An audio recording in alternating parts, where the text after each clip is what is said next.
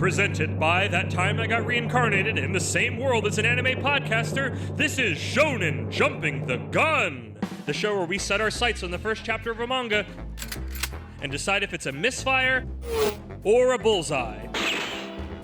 Let's see how many rounds are in this magazine.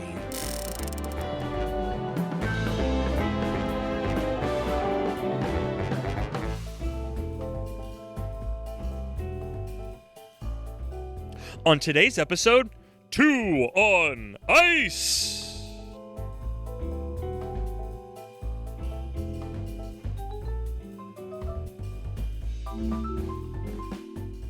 Welcome, everybody. It is I, your hardworking host, Kermit the Grog, joined by my cold as ice compatriot over here, Isekai Sensei Sama Brad. Hey, Brad, how you doing? What's going on?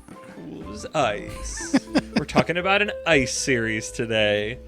Yeah, and I did get very cold from this. It's a chilly one, but it's a good one. We are talking about 2 on Ice, I believe the newest manga at time of this recording. I believe so, to premiere in Shonen Jump. Less than a month ago at time of recording, its first chapter came out September 24th, 2023.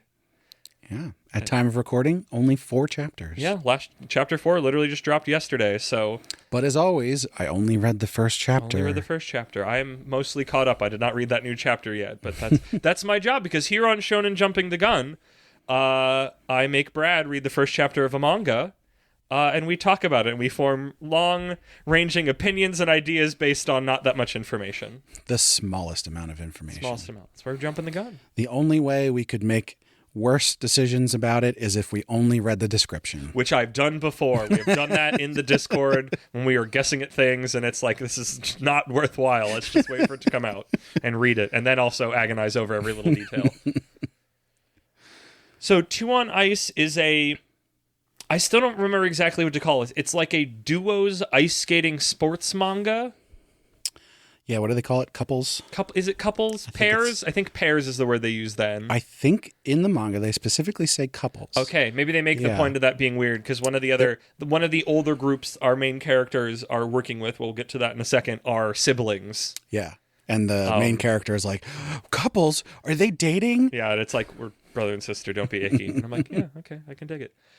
So 2 on Ice is about, and I never get the name, so apologies, but there is a boy from, I don't know if he's from Hokkaido or some more kind of woodsy, not backwoods area or something. And one day he sees this ice skating thing, I think when they're in Tokyo, and just completely falls in love with it. He's like, I want to do this, but he also falls in love with this young girl who is doing it, I believe. So there's an important point where the main character excels at all of the sports that he tries, and ice skating, not specifically figure skating, but ice skating itself, was the first one that he tried that he actually had to try and learn. Whereas all of the other things he did, running, baseball, whatever, he just took to naturally. And so he got really into ice skating. It filled his brain because that was the thing that he actually had to try. Work for to attain. Yeah. Right. So they go to Tokyo. He goes to Tokyo with his dad, and his dad knows he likes ice skating. And so he's like, hey, I heard you did really good in the, race or whatever they had. Can you show me? Let's go to an ice skating rink. And the kid's like, yeah, okay, cool. And I think he's in 3rd grade at the time. That sounds about right. And the whole thing is that they don't really have all year ice rinks where he lives. It's only when the lake freezes over. As opposed to Tokyo, where they never get, or hardly ever get, actual frozen lakes, and so there's ice skating rinks all over the place. Yeah. Oh, I thought you had more of the story then. I can if you want. Can keep going. You're the one that read it recently. I'm just sort of in the story now. I did a skim. So read it a couple weeks ago. They get to this ice skating rink, and they find out that actually they can't go ice skating. There's no free skate right now because there's a competition going on, and it's this thing called figure skating. And this boy, he's never heard of this before. And his dad says, do you want to check it out? Yeah, let's check this out. And so they go and they watch this ice skating competition. And there's a lot of young kids in this. And one of them is a young girl who just does so much better than everybody else. She's doing jumping twirls and all the kind of super fancy stuff that you expect adults to be doing. She's some kind of child prodigy. Yeah, a wonderkind. And the main character basically, I'm going to use the word fall in love, the Yes. phrase fall in love. Yes, But he's same. not particularly falling in love with the girl as much as he is falling in love with the skill that she is exhibiting. It's a little of both, I would say. I think they're too young to attribute. Not true romance, but there's like a certain, like, I guess you could read it as romance. Infatuation, I feel like, if we're slice and dice like that. But yeah, it's like it does seem like part of it is on the figure scene, but also almost like a mentor. Like, you were just this like dream human that I learned my love for this thing from. Yeah. And I need to find you and catch up to you. And so we cut to years later. He's second or third year middle school, I want to say. And sounds right. He's going to go to Tokyo for high school, I believe. And as soon as he gets down there, he's like, I need to go ice skating. I can finally ice skate all the time. And so he goes to an ice skating rink because he hears he can do free skating. And he finds out, he can't right now because there's a competition. Well, I think there's practice for a competition, right? Going on right on now. One of the rinks. And it's more of like an open practice kind of thing. But he goes out there and he meets this girl. Now, at the time, he isn't sure if this is the same girl because she's disappeared, and he's been trying to follow her career since he was very little, but she disappeared from the figure skating Exited world. the scene. But he's got this inkling. He thinks this might be the girl. And he goes out there and he exhibits lots of skill, and she sees him doing this and says, hey, do you want to train with me? And he's like, yeah, of course. Yeah, let's do that because I want to learn figure skating. It's my dream. And so they come back later that night for the private practice times. And at these times, basically only, a single or doubles can be on the ice at a time so they can practice their routines and everything. And when they get there, one couples group is just getting off the ice. He recognizes them as the receptionist that he talked to earlier that day. And he's like, oh, that's really interesting. Yeah, these are the siblings, I believe, we spoke of earlier. Right. And the girl comes and starts explaining how all of this works. And she's like, oh, yeah, they do couples. And he's like, what? They're dating? Oh, What? my gosh, And yeah. she's like, no, they're actually twins. Paternal. That's the right one for that, right? Yeah. Fraternal or paternal? I forget. Fraternal twin sounds right. The ones where they're not identical. I think it's fraternal. Because a paternal twin applies a maternal twin, and I don't know what that means. Yeah.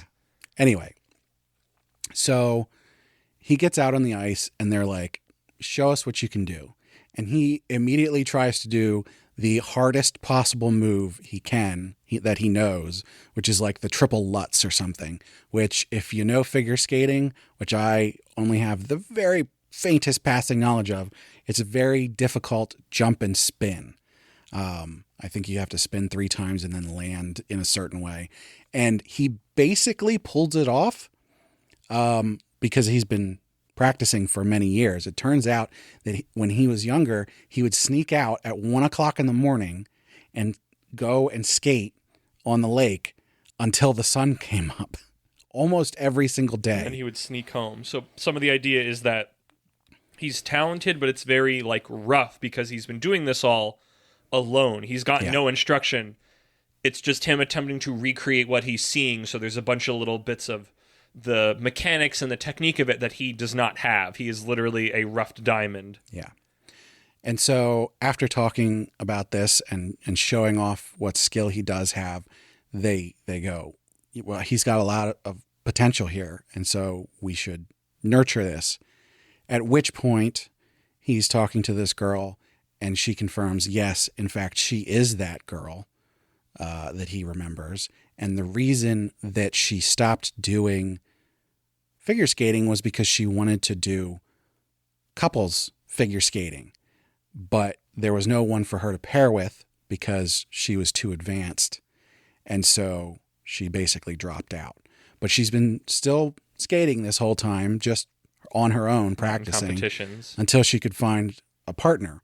And she sees the potential to have a partner in our main character, who is kind of, I guess we've said, infatuated. Yeah. With her. And I think, but not in a it is in some ways. Hi, here's my future vision. In some ways, they address that it's kind of weird, but I don't think he's creepy about it.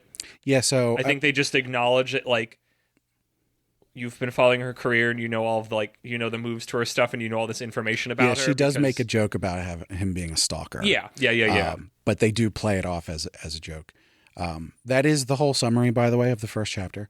And I personally, I think that the thing that he feels when he's older, I do get the feeling that he's got some kind of like romantic feelings, but I think his competitive and like the spirit of his athletic ability is the main focus. Yeah. That's the thing that he's more passionate about. And then these romantic feelings that he might have are sort of like underneath that. It's like a crush. Yeah. The skating comes first and the romance stuff, while clearly present, is definitely kind of a lower simmer on things. So now with our summary and things out of the way, Brad, what did you think of Two on Ice? Well, I wanted to specifically talk about the art stuff because there's something I noticed when I started reading this series that like there's sort of a new standard manga style that I've been noticing in a lot of these new series, which it's not particularly bad or anything like that, but I'm noticing similarities in a lot of new series where it's just sort of the way that, faces are drawn and like body structures and backgrounds, especially. The series that do backgrounds properly, that you can't put Dairy Queens in, they do a really good job of just doing, real good detailed backgrounds that don't overpower the point of the scene. And I don't know if there's like some kind of tracing thing that they're doing where they're taking like actual landscapes or cityscapes or whatever and like tracing over it, that the assistants are doing that, or if, the mangaka is actually taking the time to like go, the backgrounds are very important, I'm going to spend my time on those. But I do appreciate that, especially in the fact that they aren't overpowering. Is Two on Ice doing that? I guess I want to confirm. Yeah. Okay. And so, the thing is like, I think the art in Two on Ice, there's nothing that jumped out to me that was like, oh, this is amazing art. But it's the kind of thing where it's like, this is very competent. It's doing what it needs to do to convey the story, but it's not like going above and beyond. I would say that, yeah.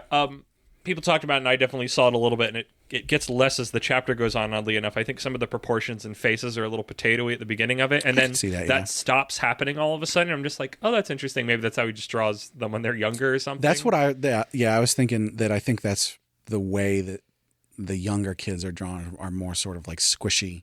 Because I remembered noticing that, and then later on, I stopped thinking about it, and then when people were talking about it, I'm like, oh yeah, I did have that weird thought that it looked kind of funky, but like, as I've been reading it, it hasn't dawned on me like this art's weird or bad and stuff like that. So it's got a look to it. I like it. But like, I feel like what you said is very good. Like, it's competent, does its job. It's not incredible. It feels very serviceable. And I don't think that's bad, but that's not like sterling. Right. It's not the kind of series that you would go, I'm going to read this for the art. Yeah. The art is not why you're here.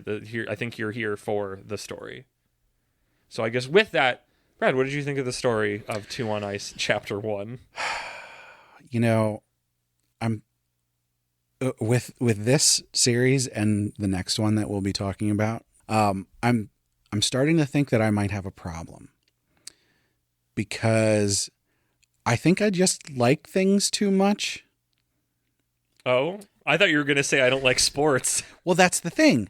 I don't like sports. And the part of the quest of this entire podcast was finding what does Brad not want to keep reading, right? And I think we've already found episode 3. It's sports. But that's the thing. I'm reading this and I'm going, this is compelling. Yeah. I am compelled to read this. I enjoyed reading the whole thing. I liked the little bit of interaction he had with his dad. I liked the obsession that he got as a kid, but didn't like. I mean, you could probably say he went too far with it. He didn't go too far with it as a manga protagonist.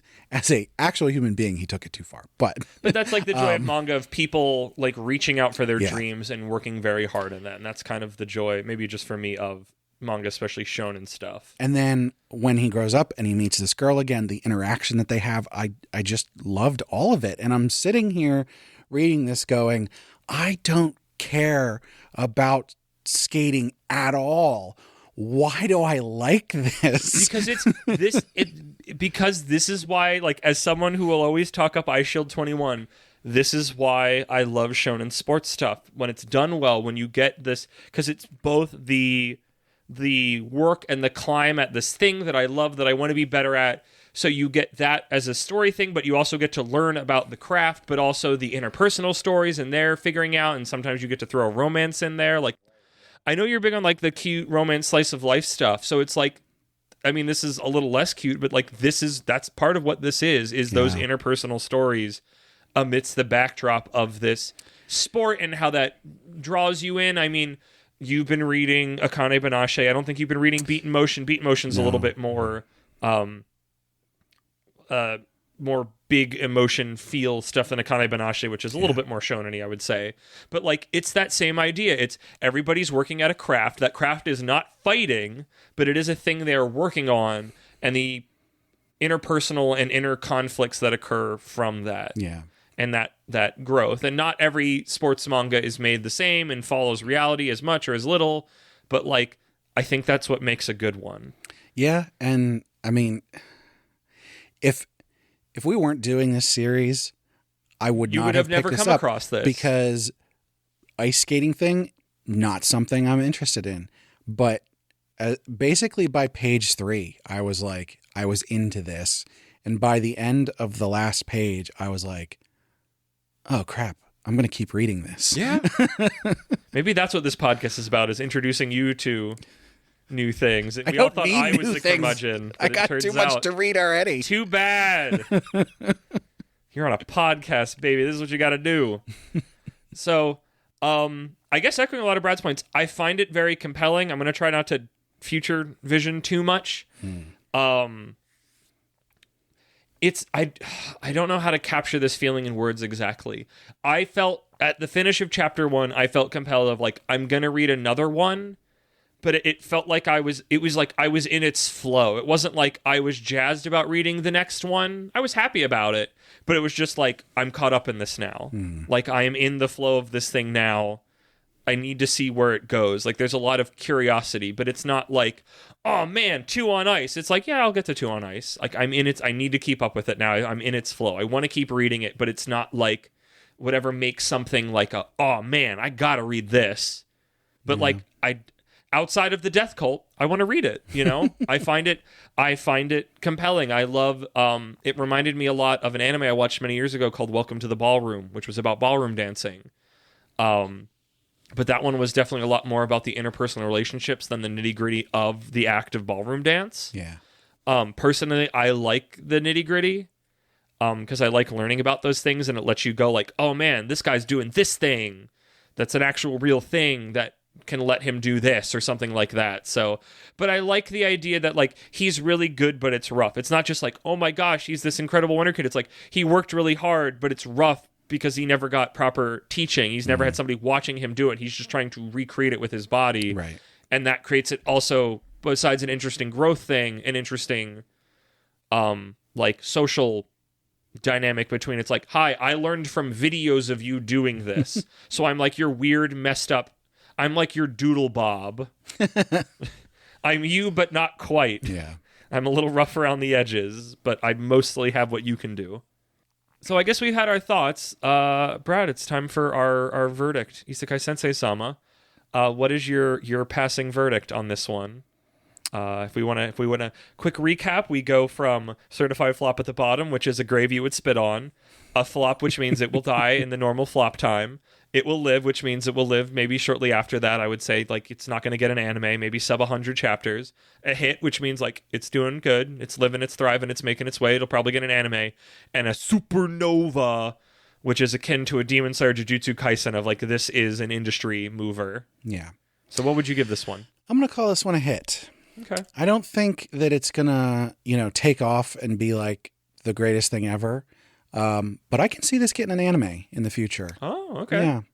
I think all the pieces are there to live long enough to get an anime and hopefully wrap up in a compelling way.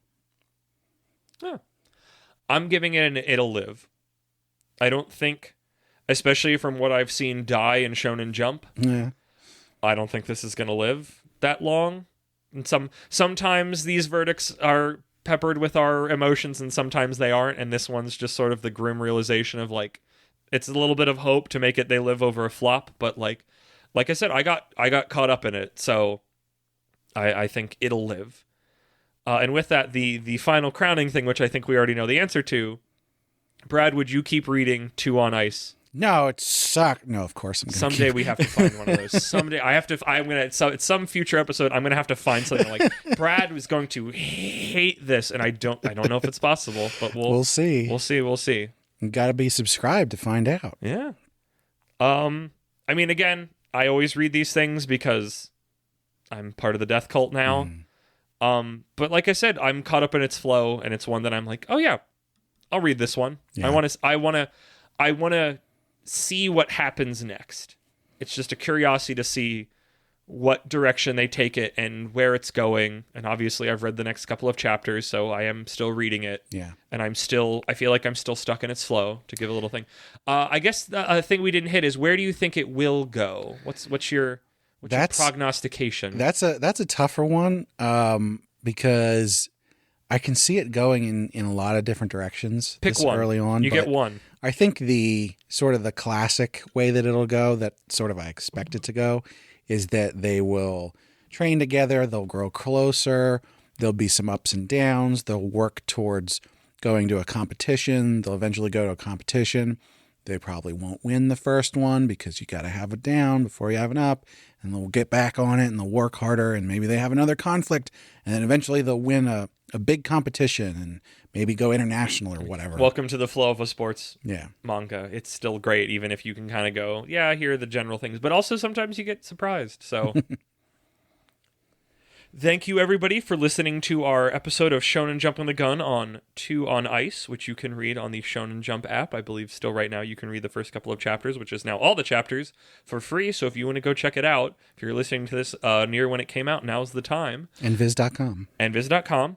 And if you would like to play a version of this at home with us, you can go find us on the Shonen Flop Discord, a different podcast Discord, which you should also check out, where I've started up the flop pool, where every time we have a new manga, I have everybody do very similar to our current voting style. We say between certified flop and a supernova from the first chapter, what you think it's going to be, and we'll check in. We haven't actually had this yet, but we'll check in a certain amount of chapters later and look back and laugh at how wrong or right all of us were, and enjoy the joys of jumping the gun on things when you have very little information and trying to making these wide-reaching predictions on things. So, and with that, Brad, hit me with them plugs. Yeah, so we want to thank Sugoi Mart for partnering with us. Sugoi Mart is a retailer of Japanese snacks, drinks, toys, and merch. They have a lot of cool stuff you can't get outside Japan. And if you use the link in the description or use code APR15 at checkout, you can get 15% off your first order, which also helps us out. And you can let us know what you think on social media, which you can find links for on our website, animepodcasterreincarnation.com. You can also leave comments about these podcast episodes and also find other posts and reviews. We've got a Discord where you can chat with us. You should join our Discord and the Shonen Flop Discord. And you can check us out on Patreon. Supporters get perks like getting to vote on which series to cover on our heroin addiction episodes. as well as getting the high-quality stereo version of the podcast early. And we'd love to hear what perks you'd like. Not only do you get those nice perks, you can also get a shout-out, which, here's our patron shout-outs. Ooh. So, first of all, we have to shout out friend of the show, Moon, who is a moderator over on the r/Otomi Isekai Discord.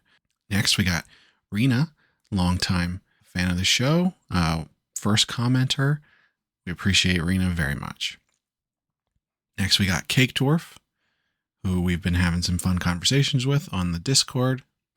And last but not least, Kill Hour, who is also active on the Discord. So thanks so much to our patrons. And don't forget to check out the Mainline podcast, that time I got reincarnated in the same world as an anime podcaster. And Brad, let's go couples skating.